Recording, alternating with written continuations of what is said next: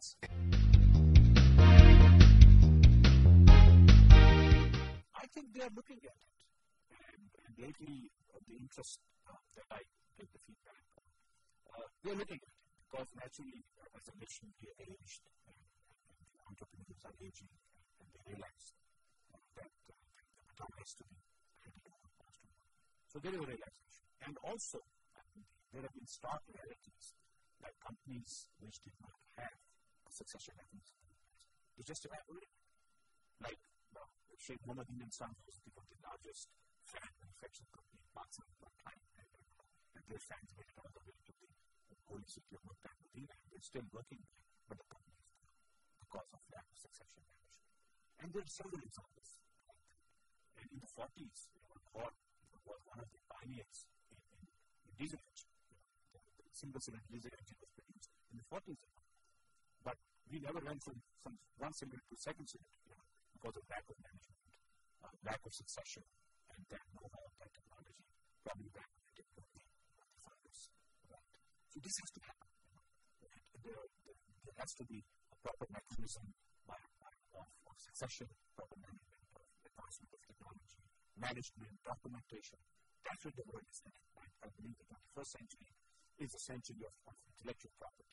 We are moving away from tangible assets to intellectual assets, to the mind, to the brain, to the knowledge, to the information age that we live in.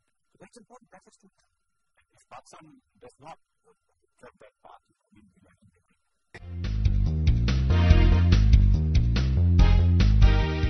Well, as you've seen, family-owned enterprises have a lot to gain from adopting good governance practices. This is one thing most of our guests agreed upon. So if you're an owner or a manager of family-owned enterprise, there is no reason for you not to follow good governance practices. We'll be back with more of the corporate governance program, but after a short break.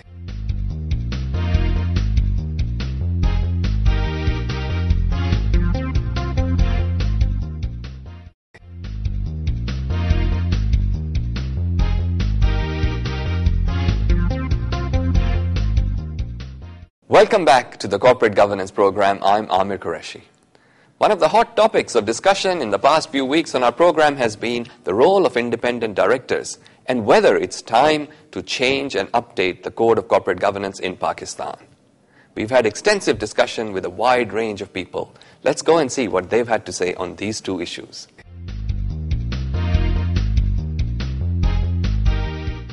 My association with corporate governance actually dates back to about a decade when I was working with the ADB in Manila. We were faced with the Asian financial crisis in 1997, and in the aftermath of that crisis, a lot of the financial sector reform packages that we devised and rolled out for our member countries included a very important component of corporate governance. So the recognition was there of the importance of corporate governance in averting a widespread crisis in confidence. Fast forward to 2000 when I returned to Pakistan and joined the SECP.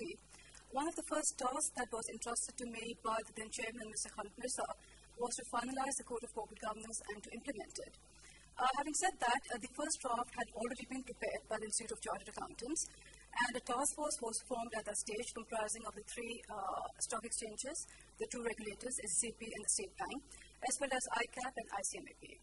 Okay. And the task was really to take this forward, to hold public consultations and to take feedback and then finalize the code.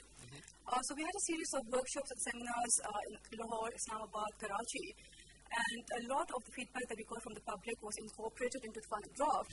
And the final version that came out was actually a much watered-down version of what had originally been put forward for public debate. But as with the history of Pakistan, we preferred a mock-neat and truncated code rather than nothing at all. So we went ahead and made them part of the listing regulations. After that, there was still a lot of work to be done because the awareness creation, the familiarity of the code was lacking. So we continued with a series of workshops and seminars. There was vociferous opposition to the code at that stage. What is satisfying at this stage is that some of the most vociferous opponents are now some of the most ardent supporters of the code. So I think we have made a lot of progress in the past 6 years. We feel it's extremely important that every director, as an independent director, and part of their fiduciary duty, they discharge towards both the board and towards the management and the rest of the stakeholders, be it customers, be it employees, be it our suppliers, bankers, creditors, environment as a stakeholder, that they play their independent roles there. And as I said before, we do have the right structure in place globally now. And in Pakistan, of course, although we have a minority shareholder in Pakistan who has seats on the board, they definitely conform to much of those requirements, which clearly is a benefit for Ericsson globally. Very important aspect of corporate governance from the accountability and transparency perspective is to strengthen the audit committee. Again, audit committee, the best practices are that the audit committee, majority of the members should be independent, non-executive directors. At the moment, we don't have any independent directors, so that's at least, I would say that at least there should be some element, at least one independent director. Then another important requirement, which is again generally accepted, is that there should be a requirement that the members of the audit committee should be financially literate. They must have some knowledge of the finance and accounting.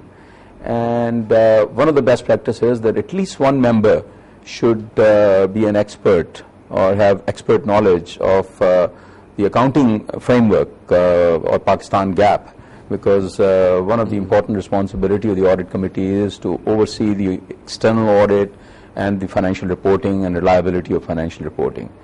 One aspect that was watered down was that the original draft recommended that the separation of the chief executive and chairman position.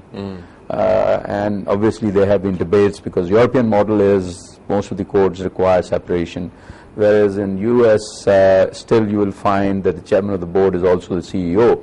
I think after that there has been a lot of progress. Even in US many of the companies have adopted this principle. And if you really want an independent board to oversee the corporate governance and the company, I think it's simple, because the chairman who runs the board and the chief executive who runs the company, then these two positions must be separated. So I think time has come that when we revise the code, we should separate these two positions for listed companies. Well, I hope you enjoyed that segment and found it useful and informative. Most of the people seem to be suggesting that it's time for Pakistan to update and revise its code of corporate governance, because the country has moved on, and so has our economy since the time the code was actually first introduced. Now, in our next week's episode, we'll be talking with the chairman of SCCP and discussing all the same issues. We'll be asking him whether Pakistan needs to update its code of corporate governance and what the SCCP is doing in order to improve the level of corporate governance in Pakistan. Join me again next week. This is Amir Qureshi. Until then, take care.